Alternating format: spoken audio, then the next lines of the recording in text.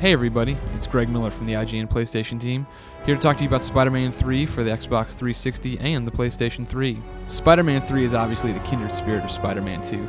That sandbox gameplay everyone fell in love with is back, along with 42 missions for Spider-Man to compete in.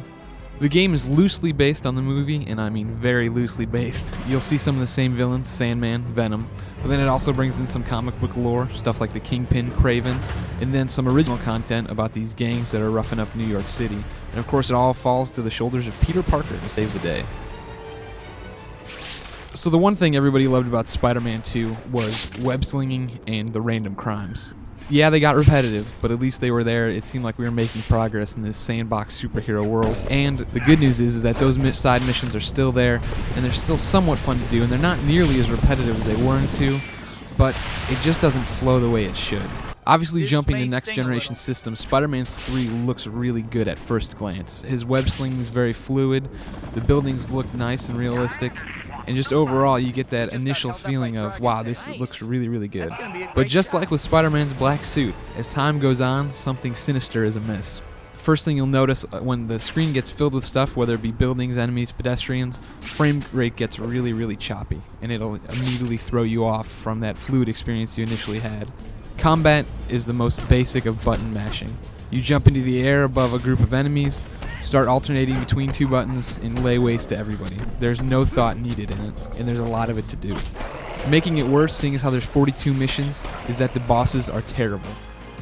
Defeating each one of them means you have to slowly rely on your spider reflexes, which means you stand in the middle of a room, the boss runs at you, he gets ready to attack, you hold down your spider reflexes, dodge the attack, hit your attack button, and hit him. Basically, he swings, you counter. Repeat over and over and over, ad nauseum. As far as storytelling goes, Spider-Man 3 falls flat. Spider-Man 3 definitely acts as the kind of the cliff notes to the Spider-Man 3 movie. If you haven't seen the Spider-Man 3 movie and you haven't read about it and you don't know the basics of the story, this isn't going to help you at all. There's no character explanation, there's no descriptions, there's no story whatsoever for the main characters. Worse yet is even the stories that are generated for the video game aren't fully explained. So with all that going on, Spider-Man 3 really is a mixed bag. I mean, there's some good, such as swinging around the city, fighting some random crimes, the general look of things, but then there's a lot of bad.